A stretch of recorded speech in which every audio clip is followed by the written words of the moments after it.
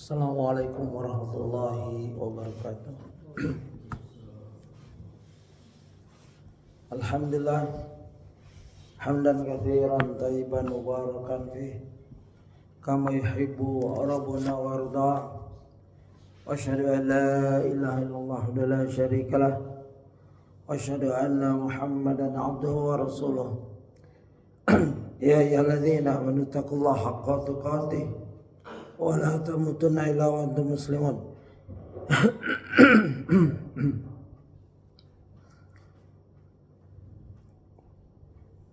Allahumma salli wa sallim ala nabiyyina Muhammad.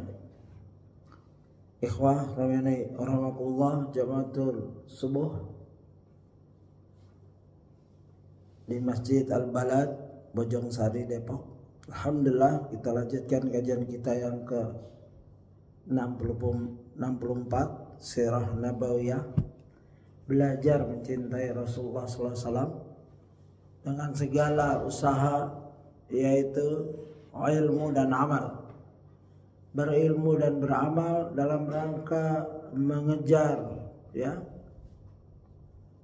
mengejar fastabiqul khairat, siru berjalan, berlari kalau bisa untuk ampunan, mendapat ampunan sehingga kita dapat meminum telaga, air dari telaganya, dan mendapat syafaat yang seharusnya disiksa dulu menjadi tidak, yang tadinya berat siksaannya menjadi ringan, yang tadinya rendah janahnya menjadi tinggi, dan demikian syafaat-syafaat yang Allah berikan, Allah izinkan kepada Nabi Muhammad untuk memohon hambanya.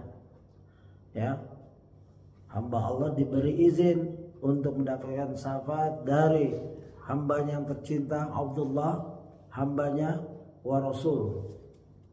Dua titel yang Allah sematkan kepada beliau sallallahu alaihi wasallam, dan Rasulullah bangga titel ini dibanding pujian-pujian. Ada orang sahabat baru masuk Islam memanggil ya Sayyidi, ya Sayyidi, anta Sayyidi, engkau tuanku, tuan kami, Sayyidina.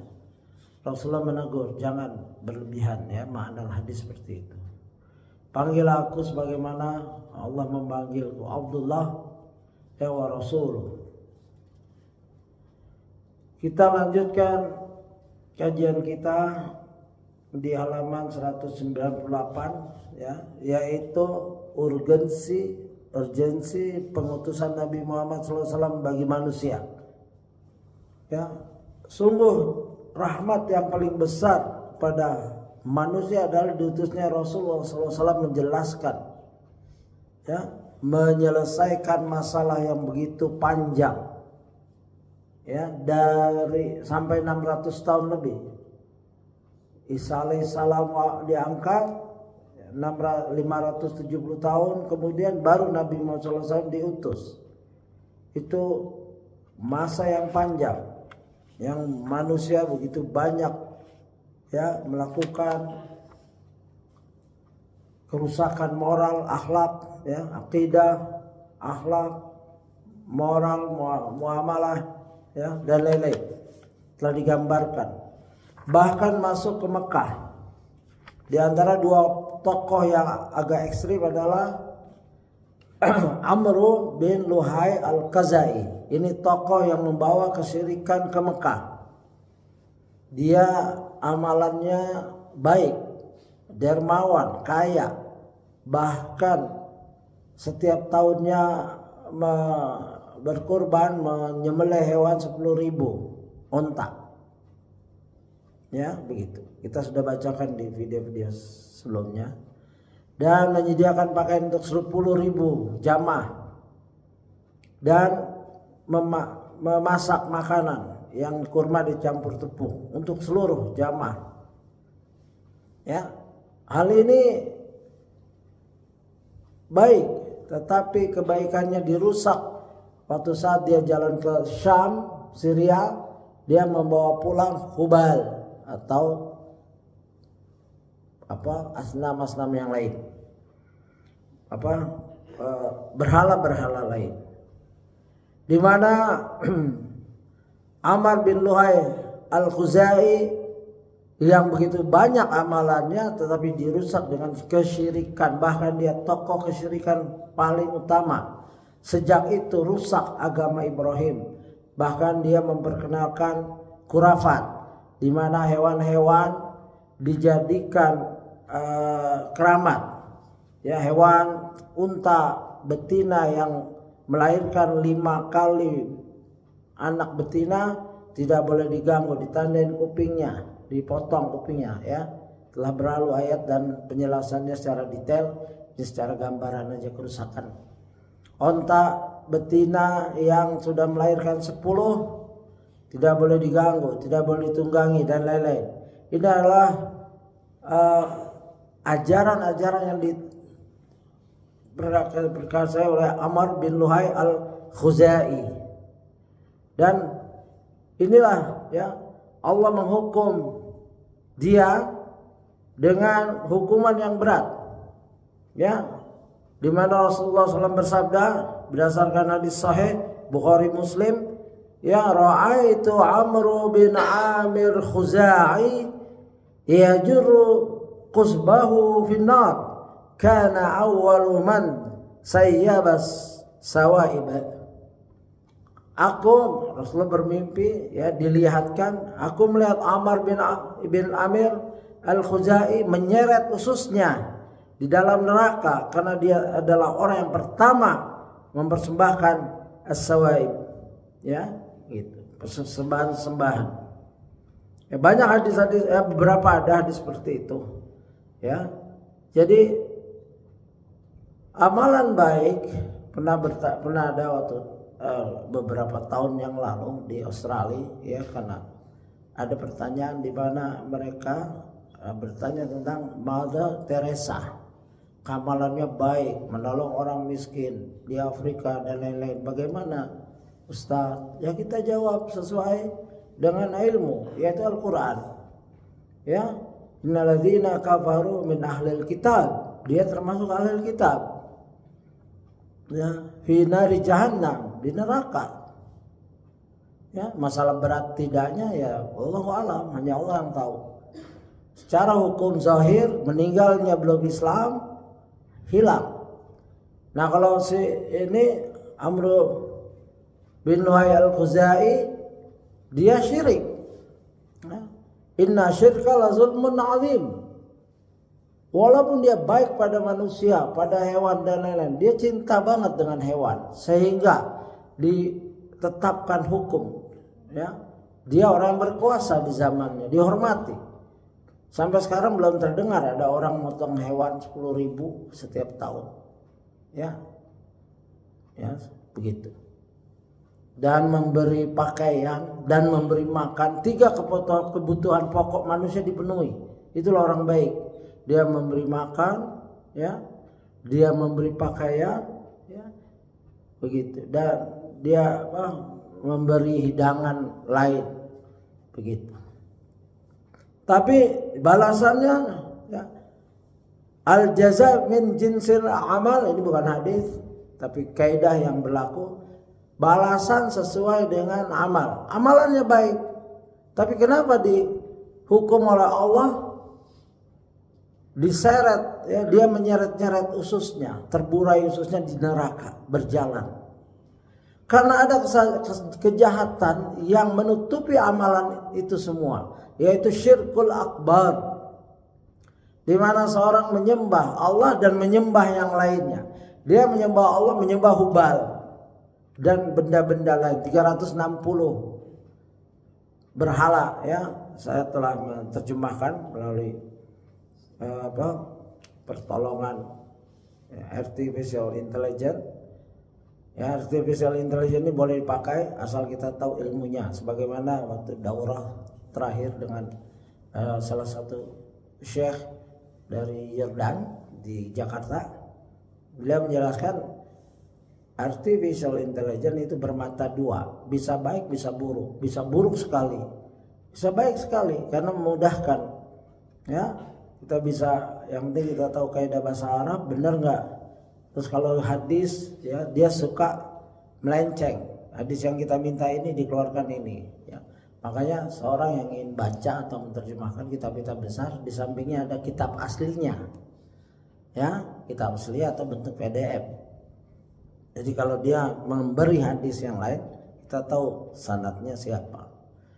Dan juga dia membawa, kalau yang sering pakai itu suka membawa ke menawarkan, enggak harus diterima. Tawar, mau saya jelaskan ini, jangan. Kita bisa cari sendiri, ya, kecuali kita kesusahan dalam bahasa. Ya, jadi jangan sembarangan memakai AI, artificial intelligence, tanpa ilmu, bisa sesat. Kalau untuk fisika, ilmu umum silakan, tapi untuk agama nggak bisa belajar hanya melalui itu yang sarana, ya. Di situ dijelaskan, ya, memang diantaranya kejahatan-kejahatan penyembahan berhala itu masuk melalui Amr bin Lu'ay al-Khuzai. Sejak itu agama Ibrahim alaihissalam berubah menjadi agama syirik, gitu. Hanya ada beberapa orang yang tetap bertahan, yaitu Waraqah, Utsman, ada Utsman yang lain, dan ada satu Zaid bin Amr bin Nufail. Zaid bin Amr bin Nufail diberitakan, ya, bahwa dia bersendirian, beberapa orang lalu memisah. Waraqah, Zaid dan beberapa orang misah, ya. Ada juga Ubaidillah, ya, Ubaidah, ya, bersama di Mekah, di Ka'bah, lalu berkata, kita mau ngapain ini? Mereka meninggalkan agama Ibrahim, mari kita tetap berteguh. Akhirnya misah, yang satu ke Yaman, yang satu begitu, ya. Zaid orang yang fitrahnya terjaga, dia tidak menyembah batu, tidak apa, ya, begitu. Dan diberitakan, ya, bahwa dia pernah bersandar di Ka'bah lalu mengeluhkan, ya, mengeluhkan tentang keadaan, ya, begitu, keadaan kaumnya. Dia berhati lurus, ya, beliau sampai wafatnya. Tetapi waktu dia wafat mau kembali ke Mekah, beliau diserang oleh orang, jadi nggak sempat jumpa Nabi Muhammad SAW, ya, gitu. Dan Waraqah juga, Waraqah orang yang fitrah. Jadi sedikit sekali tokoh-tokoh ini, satu tokoh kesyirikan, satu tokoh tauhid. Bahkan diberitakan Zaid akan dibangkitkan sendirian sebagai umat, padahal sendiri tapi umat panggilannya, karena beliau mempertahankan tauhid, ya, di zaman pada saat Rasulullah belum diutus. Dan itu sekilas untuk murojaah, ya. Mungkin kalau mau lihat video sebelumnya lebih jelas lagi. Baik, kita masuk ke tulisan Ustadz Dr. Firanda Andirja LCMA. Urgensi pengutusan Nabi Muhammad SAW bagi manusia. Sebelum diutusnya Nabi Muhammad SAW, manusia secara umum benar-benar berada di dalam kehancuran. Baik dari sisi akhlak, adat istiadat, sosial, ya, terlebih lagi akidah. Manusia saat itu benar-benar berada dalam kegelapan nyata. Dari sini kita dapat mengetahui betapa bernilainya cahaya yang Allah Jalaluhu turunkan ke muka bumi dengan diutusnya Nabi Muhammad SAW. Ya, Allah Jalaluhu berfirman. Ini ayat penting sekali, ya, di kajian ini, di mana saya sudah siapkan terjemahannya, ya, melalui tafsir yang Ustadz Firanda juga susut bagus, ya, yang berbunyi, A'udzubillahi minasyaitonirrajim. Ya ahlal kitabi qad ja'akum rasuluna yubayyinu lakum katsiran mimma kuntum tuhfuna minal kitabi wa ya'fu an katsir qad ja'akum minallahi nur ya nur wa kitabun mubin. Artinya hai ahli kitab itu Nasrani, Yahudi dan Nasrani. Majusi dibilang bukan ahli kitab asli ya, karena mereka meninggalkan Yahudi atau Nasrani lalu membuat agama sendiri. Tapi karena mereka tidak menyembah berhala, Majusi tidak menyembah berhala tapi menyembah api. Ya, api bukan berhala dianggap mereka. Hai ahli kitab, sungguhnya telah datang kepadamu Rasul kami menjelaskan kepadamu banyak dari sisi Alkitab yang kamu sembunyikan dan banyak pula yang dibiarkannya. Sesungguhnya telah datang kepadamu cahaya dari Allah dan kitab yang menerangkan. Di sini ada dijelaskan ya, yubayyinu lakum katsiran mimma kuntum tukhfuna minal kitabi. Allah menyingkap kedustaan Yahudi dan Nasrani ya, karena menyembunyikan tentang berita-berita yang ada di Taurat dan Injil ya, dibongkar ya. Padahal banyak, tapi yang dibongkar sedikit sekali. Kalau mau dibongkar habis sudah itu. Di antaranya dijelaskan di sini oleh Ustaz, yaitu Ustaz mengambil dari tafsir lain. Tafsir Taisirnya bagus. Di antaranya hal-hal yang disembunyikan adalah tentang berita Rasulullah, tentang Rasulullah akan diutus dan lain itu disembunyikan, sangat rapat-rapat, tidak ditulis, ya begitu. Dan ini mereka kaget, ya, karena yang membawa ini adalah orang yang buta huruf, ya, dan orang yang tidak terpelajar, artinya bukan bangsawan yang belajar punya guru privat sehingga dia bisa baca nulis banyak kitab-kitab sebagaimana orientalis menuduh kepada Nabi Muhammad SAW bahwa ya Nabi Muhammad itu sering pergi dengan pamannya, lalu pamannya bertemu pendeta, nanti pendeta cerita dan lain-lain. Ini kisah yang batil. Ya, Rasulullah pergi ya pergi. Tidak terdengar Rasulullah belajar oleh dari pendeta dan lain-lain. Rahib, ahli ilmu, filosof, tidak.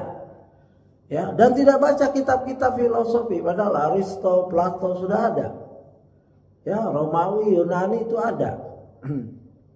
Dan dijelaskan di sini, ya Ustadz membawa ayat, menukil ayat Al-Ankabut surat 48. Wa ma kunta tatlu min qablihi min kitabin wala tahuttuhu biyaminik idzan lartabal mubatilun. Dan kamu tidak pernah membaca sebelumnya, yaitu Quran, suatu kitab pun, ya, dan kamu tidak pernah menulis suatu kitab dengan tangan kananmu. Andai kata kamu pernah membaca dan menulis, benar-benar ragulah orang-orang yang mengingkarimu. Bagaimana tidak, biasanya bahkan filosof sekarang ada sebelumnya terpengaruh, ulama ada yang terpengaruh bahwa kenabian itu bisa diusahakan. Ya, itu kecerdasan yang prima sehingga seorang bisa sama dengan Nabi.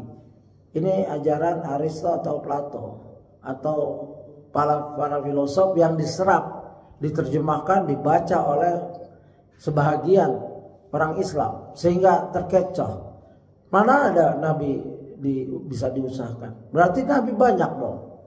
Ya, berarti nggak selesai. Ya, Nabi adalah pilihan Allah, Al-Mustafa. Ya, itu Mustafa adalah yang dipilih. Allah memilih Nabi. Ya, tidak bisa diusahakan.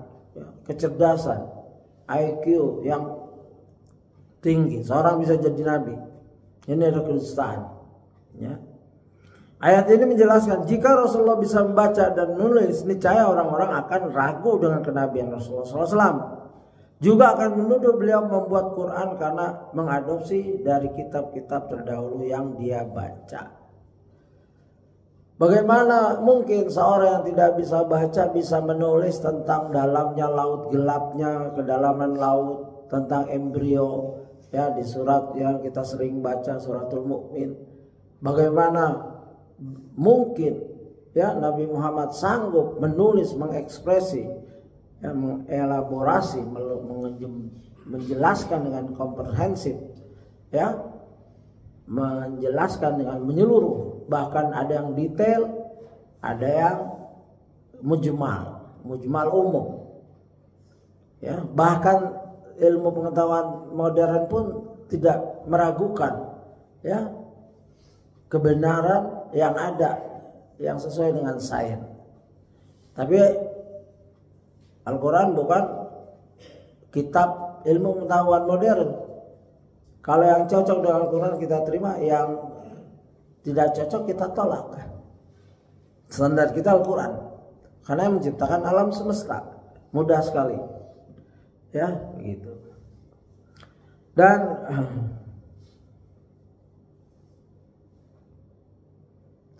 Dan tugas Rasulullah juga membongkar isi kitab Taurat dan Injil, mana yang benar, mana yang tidak. Sebagaimana pernah kita bicarakan, ya, Nabi diikuti oleh seorang ini mengikuti, lalu dilihat seorang rahib sedang membaca Taurat dengan serius demi menghibur dirinya karena anaknya ganteng, tampan, sakaratul maut. Lalu Nabi memotong, adakah aku di situ, berita tentang aku, tentang diutusnya aku. Dia godek dengan isyarat, tapi anaknya bangkit, ya. Ya, ada lebih diriku yang ada berada di tangannya. Namamu dan diutusnya kamu ada. Ya, langsung syahadat, langsung mati. Ini husnul khatimah. Ya. Innamal a'malu bi khawatimi. Semuanya amal itu terakhirnya. Semoga kita mendapatkan husnul khatimah seperti itu. Ya, atau ada seorang yang berjihad, ya Rasulullah, aku ingin berperang denganmu. Kamu orang Islam? Ya, jadi ada orang-orang berjihad di zaman Nabi, perang, ya, taruhannya nyawa, tapi bukan Islam. Karena memang udah watak Arab tuh sering perang antara suku, perang gara-gara wanita, gara-gara harta, gara-gara lainnya, kekuasaan, ya. Sehingga ada orang ingin perang aja. Lalu Rasulullah, syahadat aja dulu. Kenapa kamu tidak masuk Islam? Ya, dia syahadat karena perangnya dengan Nabi. Ya, dia bersyahadat, maju, meninggal, belum sholat, belum apa, diberitakan belum. Karena posisi situasi perang. Kalau Umar sempat mandi, baca Quran dan lain-lain, beritanya seperti itu. Umar adalah jadi dibongkar itu. Sungguhnya telah datang kepada kalian Rasul kami menjelaskan kepada kalian banyak dari isi Alkitab yang kamu sembunyikan. Allah langsung, ya, menegaskan untuk menjelaskan. Begitu.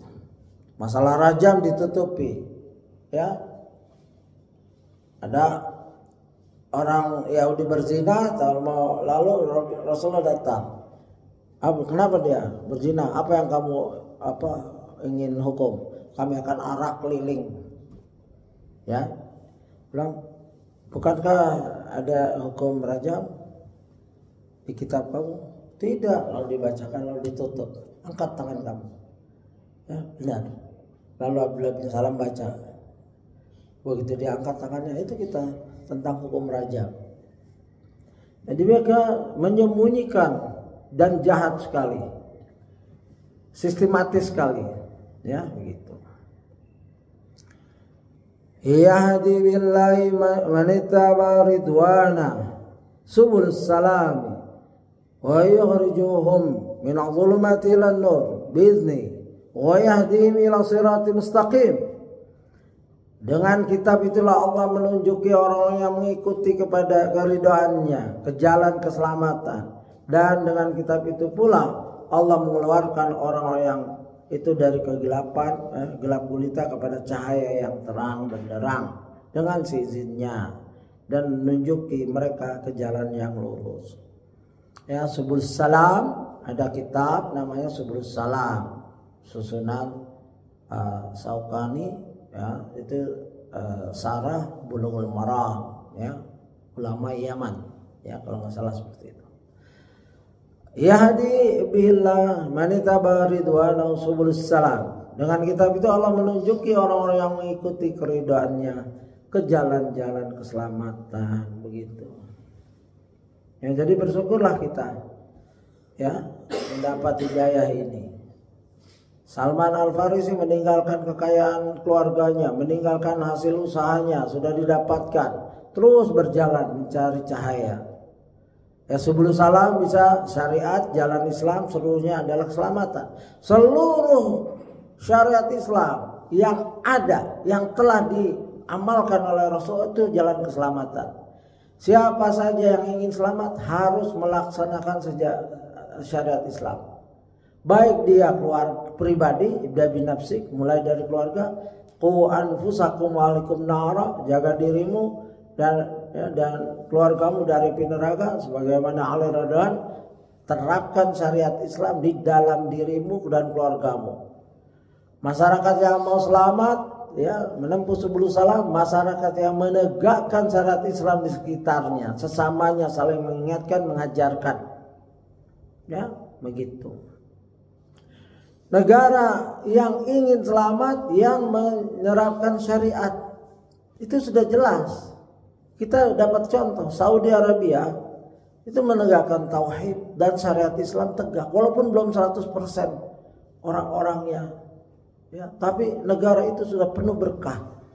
Ya, mereka menegakkan tauhid, kesyirikan sudah tidak ada di sana. Seluruh penyembahan berupa patung dihancurkan. Kalau ada lagi ya itu di luar kekuasaan pemerintahan. Ya, ini yang sedang kita bicarakan. Di antara keistimewaan Islam adalah syariat. Tujuannya ke Darussalam, negeri keselamatan, yaitu surga. Di dunianya keamanan, kesejahteraan. Ya, nanti kita akan lihat tambahan-tambahan saya. Ya, negara kekacauan. Kita lanjutkan saja tulisan Ustaz. Ayat sudah lewat. Inilah kondisi manusia 14 abad yang lalu, sebelum turunnya cahaya Islam yang dibawa oleh Nabi Muhammad SAW. Dan sangat disayangkan bahwa kegelapan yang dahulu ada kembali merebak luas di tengah-tengah manusia pada zaman sekarang ini. Lihatlah bagaimana kebobrokan moral dan akhlak serta berbagai perilaku buruk, ya, nan menyeleweng telah tersebar di berbagai penjuru dunia. Terlebih di negara-negara kafir. Lihatlah bagaimana manusia tenggelam dalam buruknya pergaulan bebas. Lihatlah ya statistik perzinahan dan pemerkosaan serta kekerasan akibat khamar dan perjudian yang terjadi di berbagai negara kafir. Bahkan mereka melegalkan praktek-praktek hina tersebut. Sungguh sangat menakutkan. Meskipun perzinahan juga marak dijumpai di negara-negara Islam, namun kita mensyukuri fakta bahwa masyarakat Islam masih sadar untuk tidak melegalkan perbuatan tersebut. Ya.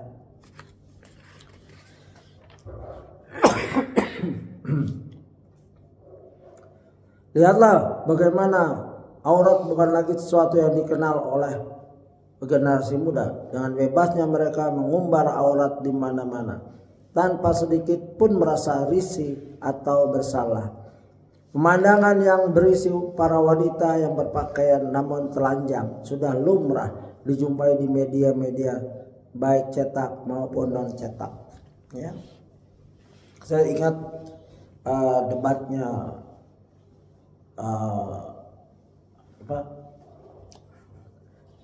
Ahmad Didat, ya, pernah saya sering lihat waktu di Australia karena penting ya untuk dakwah. Alhamdulillah, makanya saya live di sini ada rekan kita, teman-teman kita di Australia yang ngikuti di Facebook saya kemarin ngasih komentar. Alhamdulillah Islam makin semarak di sana. Ya, makin banyak masjid-masjid, terutama di tempat tinggal saya terakhir yaitu di Perth, Thornlie, Bentley, ya. Makin banyak masjid, sekolah-sekolah masih, dan ustadz-ustadz yang lulusan Madinah masih muda banyak yang datang, ya, berdatangan. Alhamdulillah, ya. Kita bersyukur. Artinya ya, saya simpulkan kalau umat Islam di Indonesia mulai meninggalkan ajaran agamanya, jangan khawatir, Allah punya hamba Allah lain di negara lain, di negara kafir. Mereka berbondong-bondong masuk Islam, memegang sunnah, membaca Al-Quran, belajar sunnah. Ya, mereka dari lahir saja, baru lahir sudah dapat jaminan $2.000, $1.000 dari pemerintahnya. Yang nelpon ini anak cucunya ada cacat, ya itu kekurangan ABK ya, anak berkebutuhan khusus. Pemerintahnya setiap tahun ngasih $80.000 untuk ibunya, langsung ke rekening ibunya. Dalam rangka beli nepi karena masih pakai pampers ya. Sekolah tapi masih pampers, umur 7 tahun 6 tahun. Ya ini ya dia ceritakan, dia telepon belum lama ini, tinggal di Perth. Ya. Itu semua itu memakai perbendaraan Islam. Karena Islamlah yang menerapkan kesejahteraan sosial. Ya, Khalifah Adil yaitu Abdul Aziz, Umar bin Abdul Aziz menerapkan. Ya, saya pernah baca bukunya tahun 80-an, saya lagi cari atau nanti ada. Itu Umar bin Abdul Aziz begitu anak itu lahir langsung sudah dibekali uang untuk ibunya, untuk anaknya. Begitu ya kalau negara makmur. Jadi yang mempraktekkan nilai-nilai ini justru orang-orang kafir. Tapi mereka jahat. Ya nanti kita lihat kejahatannya. Mereka membunuh aborigin itu ribuan, jutaan. Dalam rangka menegakkan sistem itu. Ya, Indian, ya nanti itu dibahas oleh Ustadz di sini. Ya begitu. Jadi jangan kagum dulu. Mereka ambil yang baik dari Islam, mereka terapkan. Tapi cara menegakkannya mereka seperti itu. Bilang penemu benua Australia siapa? Ya, Columbus atau James Cook. Penemu benua Amerika siapa? Columbus. Lalu orang-orang yang di dalam itu siapa? Mereka manusia, makan, minum, bernyawa, berakal. Ya, itu nggak ada anggap manusia. Karena yang menemukan, padahal orang Islam lebih dahulu menjelajah seluruh bumi ini. Keburukan yang perlu diperhatikan juga bahwa kejahatan, pembunuhan, pemerkosaan, pencurian, pemaksaan, dan merampas hak orang lain tersebar di bumi ini. Berbagai macam kejahatan, penyiksaan di penjara, pembunuhan beramai-ramai, peperangan yang zalim, memakan harta suatu bangsa menjadi hal yang jelas ya terlihat di seluruh penjuru bumi. Namun disayangkan kebanyakan negara-negara Islam adalah korban kezaliman dari peperangan, dan kezaliman ini terkadang kezaliman datang dari kerabatnya sendiri. Ya tidak mesti kezaliman tersebut datang dari penjajah yang rambutnya kuning, matanya biru. Ya tidak, bahkan terkadang orang zalim merupakan musuh dalam selimut. Jadi Ustaz menjelaskan kalau kezaliman dari penjajah jelas, tapi setelah merdeka pun masih ada kezaliman di antara kita, di mana hak-hak rakyat tidak tersampaikan, ya begitu. Maksudnya seperti itu. Kalau mengkritiki seperti ini secara umum boleh, yang tidak boleh ta'yin, ya kita takut terkena penyakit khawarij, ya. Tapi ini sudah menjadi rahasia umum, di mana kebanyakan negara-negara mayoritas Islam pemerintahannya tidak cekatan dalam mengatur, kecuali alhamdulillah Saudi, Brunei dan lain-lain. Ya, ada. Kalau mereka menjalankan syariat Islam dengan benar, rakyatnya makmur. Dan Allah telah memberikan kemurahan, ya, Rahmanur Rahim, Ar-Razzaq. Negara-negara Islam kebanyakan sumber daya alamnya kaya-kaya. Cuman pengelolanya ini pengkhianat-pengkhianatnya ya banyak. Kita perhatikan keadaan Afrika, Asia, dan Amerika Selatan. Hidup dalam keadaan tertekan, terpaksa, dan dizalimi di setiap tempat oleh Amerika dan Eropa. Meskipun Afrika, Asia, dan Amerika Selatan adalah negara-negara demokrasi, namun mereka tetap negara-negara yang dijajah. Demokrasi adalah alat untuk menjajah sebenarnya, secara modern, secara bukan perang. Ya, mereka takut sekali. Memang benar, padahal sudah demokrasi, tapi tetap kok nggak maju-maju. Karena beda corak demokrasi Amerika dengan demokrasi negara-negara yang kecil yang dipaksakan. Memang benar segala bentuk penjajahan telah berubah. Akan tetapi hal tersebut tetaplah penjajahan. Peperangan Persia dan Romawi dahulu kala tidak seperti kezaliman peperangan yang dilakukan oleh Amerika, Inggris, Prancis, Rusia, Serbia, dan selainnya. Pada tanggal 6 Agustus 1945, Amerika telah membunuh lebih dari 200.000 penduduknya sipil Hiroshima dan Nagasaki.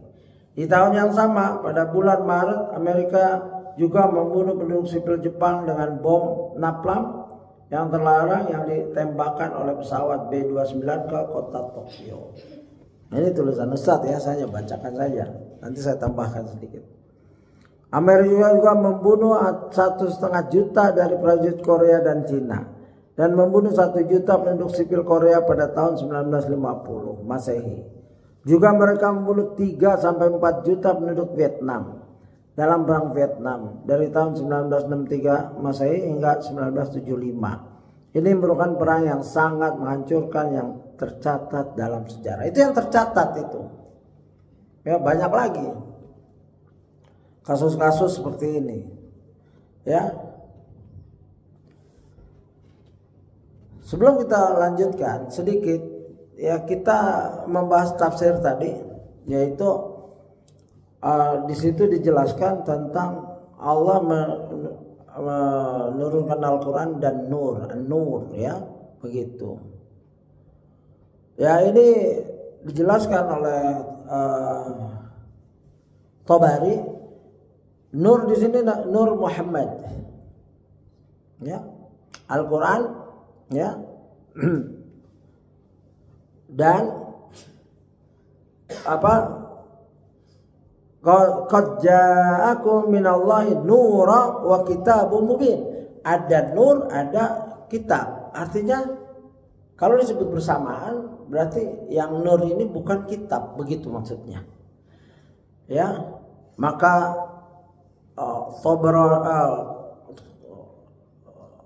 Tabari tafsirnya menjelaskan bahwa yang dimaksud nur ini Muhammad SAW, kitab ya Al-Quran, begitu.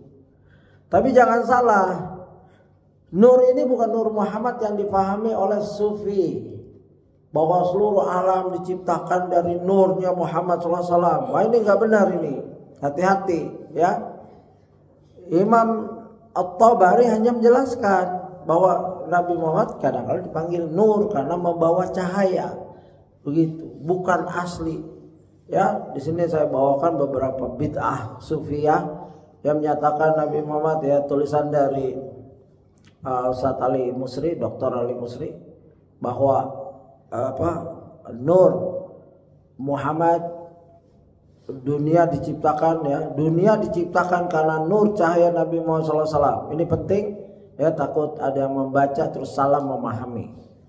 Mereka mengatakan yang dimaksud Nur Muhammad bahwa Rasulullah SAW diciptakan dari cahaya, dan yang pertama kali diciptakan oleh Allah Azza wa Jalla adalah cahaya Muhammad, dan bumi sisinya diciptakan karena Rasulullah. Kalaulah tidak ada beliau maka bumi tidak akan pernah ada, ya, dan diciptakan. Ini kesalahan, sesat. Yusuf Ismail An-Nabhani, salah satu pembela ideologi ini, menjelaskan makna istilah yang aneh ini dengan berkata, ketahuilah bahwasanya tatkala kehendak al-haq, yaitu Allah, berhubungan dengan penciptaan para makhluknya, Allah Azza wa Jalla telah menampakkan hakikat Muhammad dari cahaya-cahayanya. Kemudian dengan sebabnya tersingkaplah seluruh alam dari atas hingga bawahnya. Kemudian terpancarlah darinya sumber ruh-ruh. Sedangkan dia Muhammad merupakan jenis ruh yang paling tinggi di atas segala jenis dan sebagai induk terbesar bagi seluruh makhluk yang ada. Ya, ini panjang penjelasannya, ada dari Syekh Salim Aid Al-Hilali, ya, begitu. Salah satu dari tokoh mereka juga mengatakan, kalaulah tidak ada dia, yaitu Muhammad, matahari, bulan, bintang, lauh, dan kolam tidak akan pernah diciptakan. Semua hadis-hadis ini adalah maudhu, palsu. Ya. Laulaka ma khalaqtil aflaq Kalau tidak ada kamu, bintang-bintang tidak diciptakan. Ini palsu. Ya kuntu nabiyyan wala adama wala ma'a wala tin. Aku menjadi nabi sedangkan Adam, air dan tanah belum ada. Ini kedustaan. Nabi jadi nabi, Adam belum ada. Bagaimana? Ini maudu ya. Innahu kana nuran haulal arsh faqala ya Jibril ana kuntu dzalika nur. Ya, sungguhnya dia Muhammad dulu adalah cahaya yang ada di sekeliling arsh. Kemudian beliau bersabda, wahai Jibril, ya aku dulu adalah cahaya itu. Nggak boleh dipercaya hal-hal ini. Saya pernah dengerin khutbah selesai khutbah dari khutbah pertama kedua tentang Nur Muhammad saja. Kita nggak bisa protes kan? Ya gimana? Hadis maudhu semua itu. Tenang bacakan ya, karena kalau alimnya bahlul, jahil, rusak umat. Ceklah dulu kebenarannya. Nah, begitu. Jadi yang baca ayat tadi, kalau melihat tafsir bahwa Muhammad nur yang disebut nur wa kitabul mubin, nurnya bukan nur Muhammad yang konsepnya seperti sufi. Ya, begitu. Kita lanjutkan.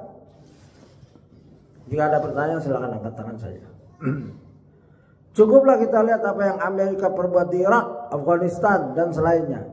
Tidaklah kita dengar perbuatan semisal ini terjadi pada zaman jahiliyah dulu. Begitu juga peperangan yang terjadi di Serbia, Rusia dan India merupakan peperangan yang sangat mengerikan, namun sangat disayangkan kebanyakan korban yang terbunuh adalah kaum muslimin. Bahkan Amerika ketika memerangi Serbia di Kosovo, mereka menyerangnya dengan bertonton bom yang dibubuhi dengan uranium yang pengaruhnya akan membekas di bumi selama beribu-ribu tahun. Maksudnya Serbia ini waktu nyerang ini ya, masalah Bosnia ya, para penyembah berhala di bumi sangat banyak karena mayoritas penduduk bumi adalah penyembah berhala. Seandainya bumi ini dipresentasikan kepada kaum muslimin, Nasrani, Yahudi dan para penyembah berhala, maka didapati presentasi penyembah berhala lebih banyak. Miliaran penduduk India adalah para penyembah sapi, pohon, tikus dan lainnya. Penduduk India itu 1,4 miliar kurang lebih. Cina juga 1,4 miliar kurang lebih.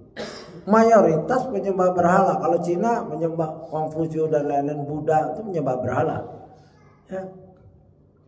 1 miliar lebih penduduk Cina ya, mengingkari adanya Tuhan. Begitu juga Rusia, tidak jauh dengan keyakinan ini. Meskipun komunisme telah tiada, namun kebanyakan bangsa-bangsa yang menganutnya masih tetap dalam keadaan mulhid, orang yang tidak percaya pada Tuhan.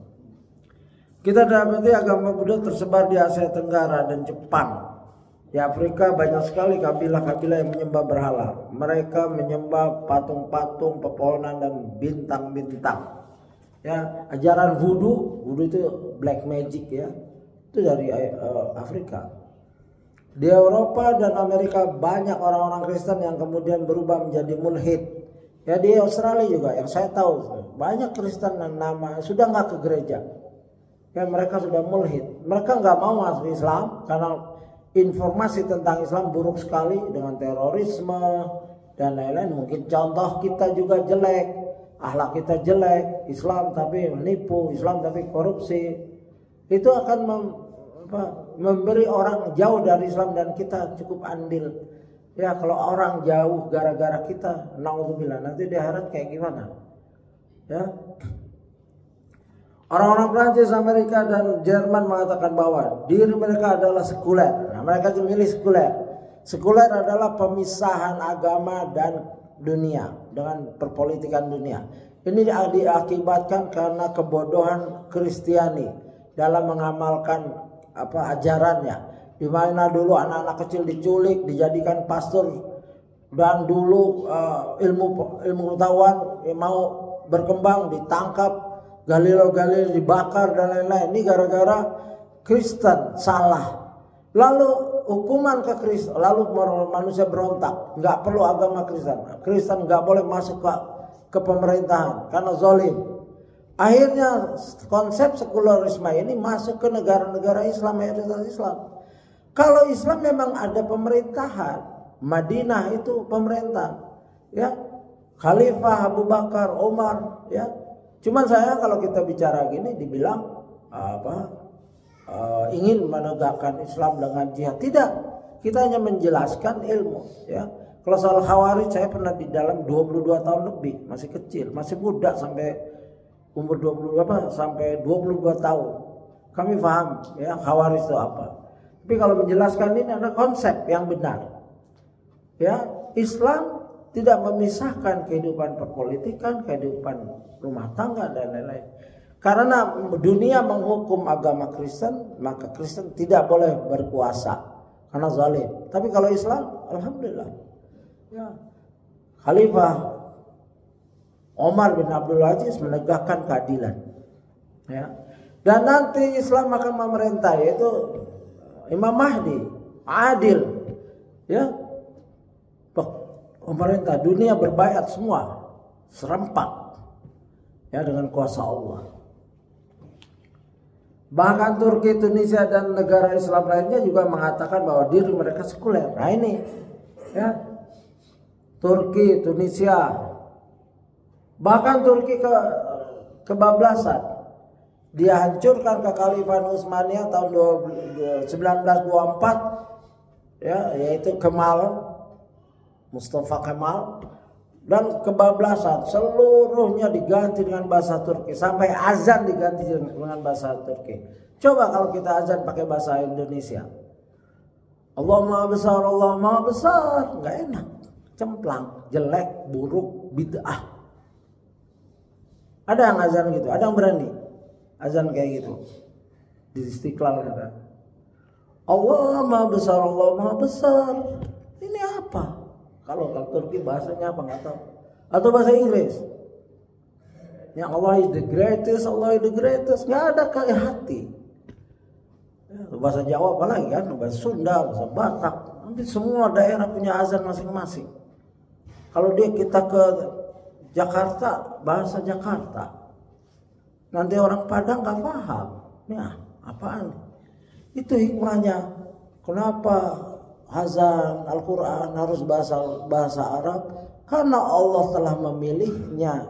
Allah tidak ditanya, kita yang ditanya. Allah fa'alu lima yurid. Allah mengerjakan apa yang dia kehendaki. Mana ada antum datang ke presiden, ya, datang diundang, datang terus atau presiden apa kabar? Ini apa nih? Ini beli di mana? Keluarin langsung pampresnya. Pasti kita yang tanya, apa kabar Bapak? Sehat Pak? Siap, sehat. Begitu biasanya. Bukan kita yang banyak menanya. Ya, begitulah Allah. Allah tetapkan Al-Quran bahasa Arab, azan bahasa Arab, tidak boleh diganti. Turki kebablasan, sehingga ada satu orang yang berontak lalu ditangkap, yaitu pahlawan Turki, ya, mujahid, ya. Dia mengembalikan azan kepada bahasa Arab. Kita saksikan di beberapa negara Islam terdapat orang yang menyembah setan.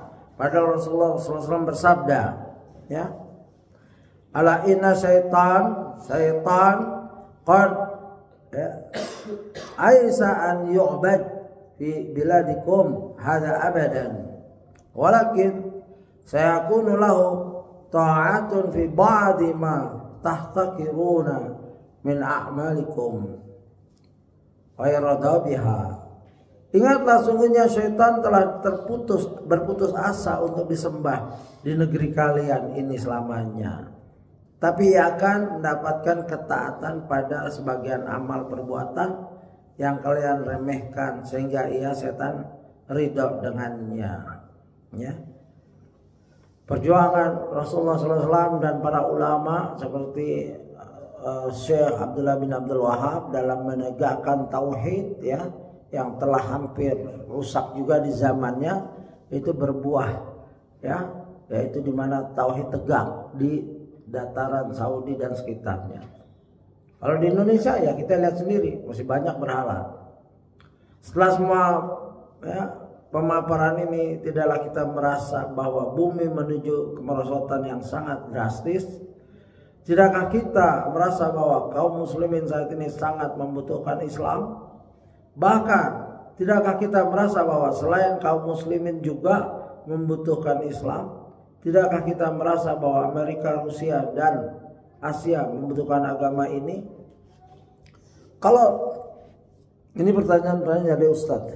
Dahulu Allah Jalla mengutus seorang nabi yang mulia, yaitu Muhammad SAW, untuk menerangi dunia dengan cahaya Islam. Namun saat ini Allah Jalla tidak akan lagi menurunkan nabi ataupun agama baru.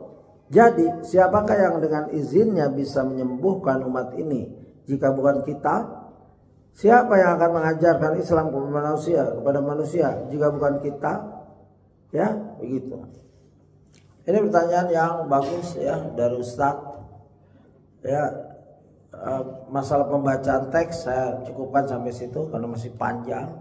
Ya, saya sudah siapkan beberapa tentang kejahatan yang ada sekarang ya, mungkin yang sebagai pelengkap. Dari 10 negara dengan kasus pemerkosaan, antum bisa dapatkan ini, saya hanya mengambil dari internet. Satu, Afrika Selatan, diperkirakan terjadi 500 kasus pemerkosaan setiap tahun di Afrika Selatan, South Africa. Swedia adalah negara dengan pemerkosaan tertinggi di Eropa. Pada 1975 terdapat 421 kasus, ya begitu. Pada 2014 dilaporkan 6.620. Ya begitu banyaknya di Swedia. Ya. Di Swedia 1 dari 3 perempuan telah mengalami kekerasan seksual pada saat mereka berusia 18 tahun. Ya, ini dari Wikipedia. Amerika Serikat dilaporkan bahwa setiap 107 detik seorang di Amerika Serikat diserang secara seksual. Setiap tahun ada 293.000 korban kekerasan seksual. Ya, saya pernah baca di Australia ada kejahatan seksual, di mana saya baca koran tersebut bahwa ada orang wanita dijahati di stasiun dekat tempat tinggal saya, Footscray namanya. Tapi saya berpikir kejahatannya itu terjadi jam 2, jam 3 pagi. Ya mungkin dia pulang kerja, ya, nggak berhak dijahati. Tapi seharusnya wanita ya jangan kerja lah di jam segitu di stasiun sendirian. Saya tahu stasiun itu sepi sekali. Saya pernah sendirian berjam-jam nunggu kereta sendirian. Nanti datang berdua bertiga. Jadi kejahatan sangat mungkin. Ya gitu. Itu Amerika itu. Swedia, Amerika, setiap 107 detik ada perkosaan. Ya. Setiap tahun ada 293.000 korban kekerasan seksual. Menurut survei, 9,5% penghuni penjara pria telah menjadi korban pelecehan seksual. Penjara apa lagi? Ya, tempat pelecehan seksual laki sama laki. Inggris dan Wales. Menurut laporan ada sekitar 85 korban pemerkosaan per tahunnya. Atau rata-rata sekitar 230 kasus perkosaan setiap hari. Di India kejahatan terhadap perempuan meningkat sebesar 7,5% sejak 2010. Dengan mayoritas korban berusia antara 18 tahun hingga 30 tahun. Setiap hari sebanyak 93 perempuan diperkosa di India. Selandia Baru dilaporkan bahwa di Selandia Baru 1 dari 3 anak perempuan dan 1 dari 6 anak laki-laki mengalami pelecehan seksual sebelum berusia 16 tahun. Ya. Kanada dilaporkan bahwa terjadi 460.000 serangan seksual di Kanada setiap tahun. Ya, begitu. Australia selama setahun terakhir diperkirakan 51.200 warga Australia berusia 18 tahun ke atas menjadi korban kekerasan seksual. Zimbabwe Afrika, ya, 646 perempuan di negara ini mengalami pelecehan seksual setiap bulannya. Setiap bulan 646. Artinya sekitar 16 perempuan diperkosa setiap hari. Ya, gitu. Dan tercatat dari 1524 korbannya 780 korbannya adalah anak-anak berusia 11 hingga 16 tahun. Ya, maka kita jaga anak-anak kita, laki perempuan sama. Ya, sekarang pemerkosaan bukan pada anak, pelecehan bukan pada anak perempuan saja, anak laki juga. Jaga. Di Denmark, ini semua Eropa, Amerika. 10 ini semua nggak ada negara Islam. Ya mungkin Zimbabwe kali ada Islamnya. Denmark dan Finlandia, ya begitu.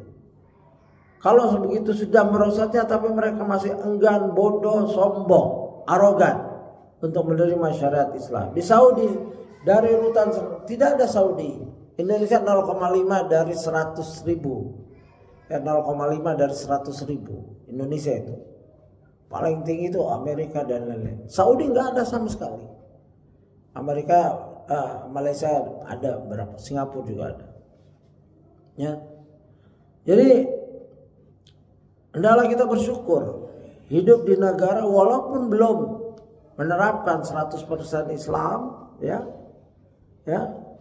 tapi negara ini aman. Saya pernah bandingkan dengan Australia 17 tahun itu, setiap kita ini ada jalan besar, polisi selalu bunyi mengejar orang mabok, speeding, urakan, begal dan lain-lain. Banyak. Di sini jarang. Polisi termasuk, saya heran ya, polisi jarang sekali di sini. Jadi di sini tentang kasus rape nih. Ya. Amerika 141.000 dan lain-lain. Saya nggak bacakan lagi, itu cukup itu. Ya, jadi bersyukurlah kita tinggal di sini dan kita tingkatkan bahwa dunia ini memerlukan Islam. Kitalah ambasador-ambasadornya, duta-dutanya. Kita jelaskan Islam semampu kita. Ya, kepada semua orang yang memerlukan. Jangan enggan, jangan malas. Jangan, ya, kita sudah dapat hidayah, ya peduli dengan yang lain. Tidak boleh begitu. Karena kita ingin mengajak manusia ke Islam. Ya, begitu. Jika ada pertanyaan silakan. Masih ada 3 menit. Ya. Waalaikumsalam. Jelas bahwasannya dilarang dan kalimah KSA itu kalau tidak sampai sangatnya perkawinan tidak jelas satu. Kedua, itu merupakan bagian dari reincorporation, termasuk moderasi agama untuk merusak akidah. Makanya itu. Nah, Ya. Kenapa kita malah ikut gembang? Apa dia? Nah, kedua, terhadap BNPT. Saya kan teman dekat dari Amsar Baik. Itu sudah bohong. Ya. Nah, kenapa kita mengikuti karakter assassination Islam? Dosa besar. Ya. Dosa besar. Syirik akbar. Dan kedua, masalah-masalah syirik yang... Ya, saya jawab dulu yang artificial intelligence ya. Karena masuk rekaman ini. Itu juga ya, kan pertanyaan nih, jangan numpuk. Bagaimana saya jawabnya? Kan pertanyaan, saya jawab dulu. Ya, tenang Bapak. Artificial intelligence di Syekh Musuli, muridnya Albani, profesor doktor, menjelaskan dia seperti pisau bermata dua. Bisa dipakai. Pisau itu alat bermata dua, mau nusuk orang muslim atau mau nusuk yang ingin membunuh kita, begal dan lain-lain. Jika digunakan itu bermanfaat. Tapi jika menggunakan untuk, kan saya bilang tidak boleh memakai artificial intelligence dengan kebodohan untuk agama, nggak boleh.